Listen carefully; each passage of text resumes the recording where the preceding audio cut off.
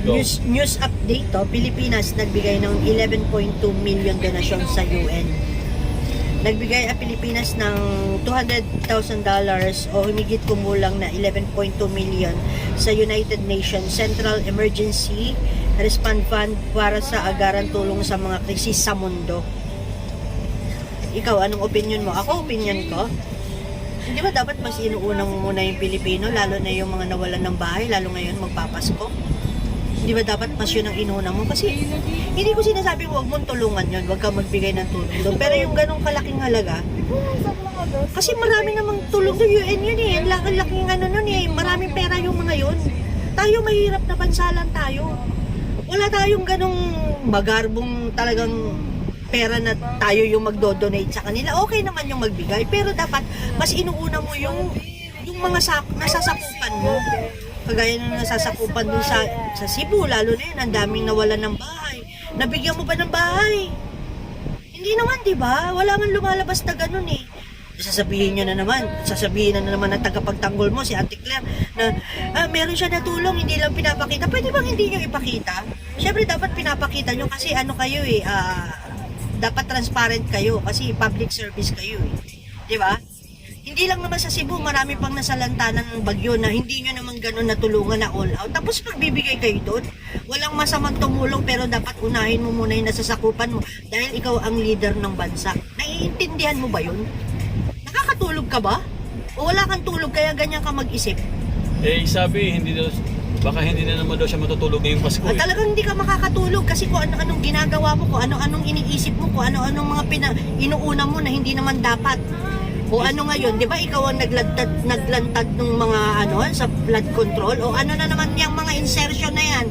Ano na naman yung inaano ni Vince na gusto ibalik yung hindi na ba kayo talaga nahiya? Ang kakapal ng mga mukha talaga. Hindi pa nga natatapos yung flood control na yan, hindi pa nga lahat napaparusahan. Tapos yan na naman kayo. Sasabihin nyo, ang laki ng mga 10,000 daw ang hindi magagawa ng DPWH kapag hindi daw na yung nila, yung budget nila. Bakit? Nung may budget naman, may nagawa ba kayo? Wala naman kayo nagawa eh. Wala nga kami nakita eh. O diba, saan napunta yung mga perang para dyan? Diba sa mga bulsa lang ng mga buhayan hanggang ngayon, hindi nyo napapakulong. Mga NML kayo. Eh ano naman yung sinasabi nila, baka naman hindi sa United Nations yan.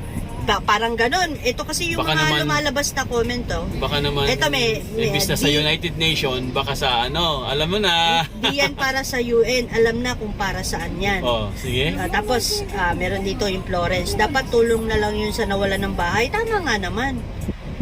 O kaya, dapat, kung gusto niyang tumulong sa UN, galing sa bulsa nyo, total mayayaman naman na kayo. Ano na kayo eh? Ano ang tawag kapag trilyon na ang pera?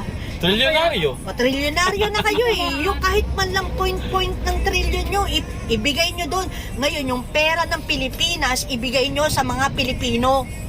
So, paano yun? Naniniwala ka ba doon na Siyempre hindi. Baka hindi sa UN yun, baka sa ICC? Oo, pwedeng para-paraan lang nila yan. Pwede Siyempre, ICC kailangan nilang sabihin ngayon na naglabas sila ng ganito kasi masisilip sila. O saan napunta yan? At least, yan kung inano na nila sa SOCMED yan, na ganyan ang pinaglagyan nila ng pera na yan, syempre wala na magtatanong, kung hindi nila sinabi yan, nilihim na naman nila, na nagbigay sila sa UN, tapos masisilip na naman, o saan nyo dinala to? Di problema na naman nila, kaya sinabi nilang ganyan, pero may umuugong-ugong na posibleng baka sa ICC nga yung pera na yan. Kasi, tinuluyan na sila ng ng United States ni President Donald Trump kasi nga tatanggalin na daw yung nila financial nila UN or ICC. Tatanggalin na daw yung financial support nila ng US. So malamang sa malamang talagang matatanggalan na po sila ng ng support. Partner, alam mo yun, yung kasi ikaw kung leader ka kung totoong leader ka kasi hindi ka naman leader na maliit eh. Hindi ka leader ng kumpanya, hindi ka leader ng kung ano-ano lang dyan sa mga barabarangay, hindi eh. Leader ka ng buong Pilipinas. Nagigets mo ba yung ibig kong sabihin? Leader ka ng buong Pilipinas, tapos kung mag-isip ka, parang sarili mo lang yung iniisip mo. Hindi ba dapat ikaw ang itinaas dyan, dapat iniisip mo yung kapakanan ng mas nakakaraming Pilipino.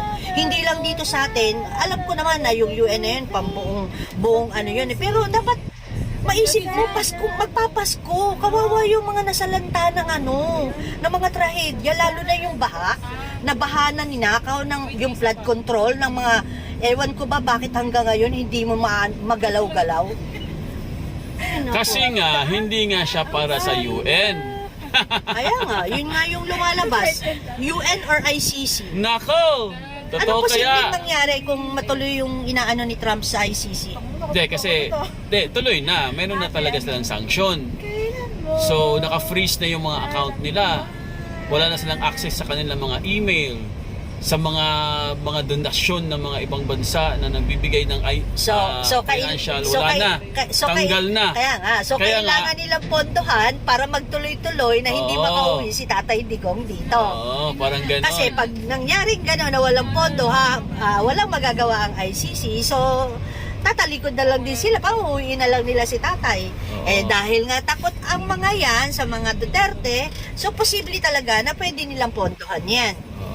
At ang pondo na yan nagagaling sa kaba ng bayan. Yun lang. Tax natin yan. Buti sana kung yung mga kayamanan nila ang ibibigay nila doon para matustusan nila yon. Hindi. Mga hinayupak imbis na sa mga nasalanta ibigay yung pera Doon pa yung inuna Kasi balita-balita, marami nang nag-withdraw ng mga bansa na susuporta Marami sana na. sa ICC. So, kung nag-withdraw na sila, so pwede nang mawala yun. Mawawala na talaga sila ng financial support. Ngayon, isa daw sa mga pinakamalaki na nagbibigay ng donasyon ay ang Pilipinas. Nako! Kawawa naman tayo mga Pilipino, no? Ninanakaw na nga yung tax natin, no? Tapos, ginagamit pa niya sa pansariling lang nila, no? Kasi ang laki ng takot nila Ang laki talaga ng takot nila, lahat gagawin nila para lang walang hadlang sa kanila Tapos meron pa nga nag-comment dito, okay lang naman magbigay sila pero sana galing na lang sa kinurakot nila. Total, hindi naman nila binalik yung kinurakot nila. Ang tanong ko lang, may nagbalik na sino yan yung mga DE? Si Alcantara ba yun? Nagbalik diba? Ng 100 million. Ang kinurakot niya is 1 billion. Hindi nga. Nagbalik nga siya. Ilang percentage lang yun? Asan na yun? Ganun lang yun? Okay na yun? Okay na yun? So, pwede palang magnakaw na. Legal na palang magnakaw. Okay na pala? Sige. Okay na pala Kaya pala kahit na ganyan ang flood control na issue ngayon na hindi pa matapos-tapos, hindi pa rin mawala-wala yung insertion na yan. Na ang kapal ng mukha nung Swasing ba yun? Swansing. Diyos ko, pangalan pa lang, ang pangit. Grabe. Kaya pala tahimik, no? Kaya pala panay defense, yun pala. Gano'n naman sila lahat. Siya pala may pinakamalaki na kukuhang insertion ngayong 2026. Ang kapal ng mukha Kasama din yan yung speaker. Alam mo bakit? Yung bagong speaker. Alam mo bakit? Bakit? Kasi alam nila walang makukulong. Alam nila walang mapaparusahan, kaya okay lang. Alam nila sila masusunod kasi sila yung nakaupo. Ganun yun. Sabi sa 15 daw, meron daw Sabi Kunyari ni lang Bonjing. yan, 15 ngayon, 16 na ngayon. 16 na. Walang nga kayo, 16 na ngayon. Ano kayo? Nasa ibang bansa, 15 pa lang sa inyo, 16 na ngayon. Kaya nga tawag dyan, 15 na 11. Malamang. Anong masasabi mo sa 15 na 11? Unsihan talaga. Nakakagigil, minsan ayoko na talagang pag-usapan kasi nga, hindi dahil na lang ako kasi, di ba, yung ikaw yung nag-iisip ka kagaya tayo, nag-iisip tayo ng paraan para kahit papano mapasaya mo yung mga bata, yung matanda. Pero sila, ang dami nilang pera, sana naisip nila yung sitwasyon ng ibang lugar. Lalo pa, nasa Pilipinas yun. Meron ka bang mga comment dyan? Pakibasa naman. Marami Anong mga sinasabi dyan? Yun nga, UN or ICC. Sana sweldo na lang nila binigay nila doon. Yan, mga comment yan. Galing kay Zark. Donasyon o bayad? Nako.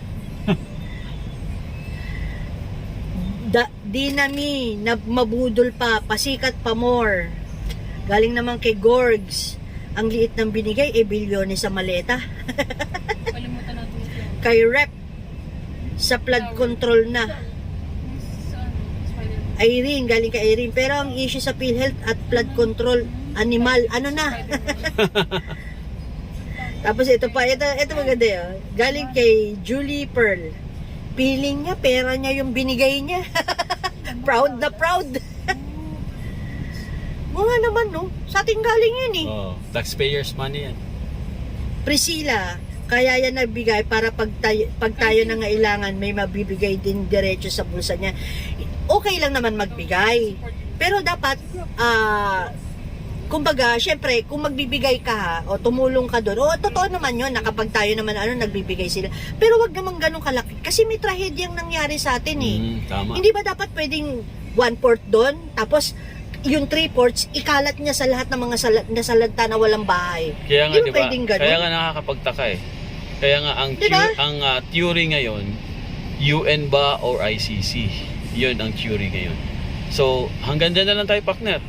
Ay, ganun na lang po. Merry Christmas po sa inyong lahat.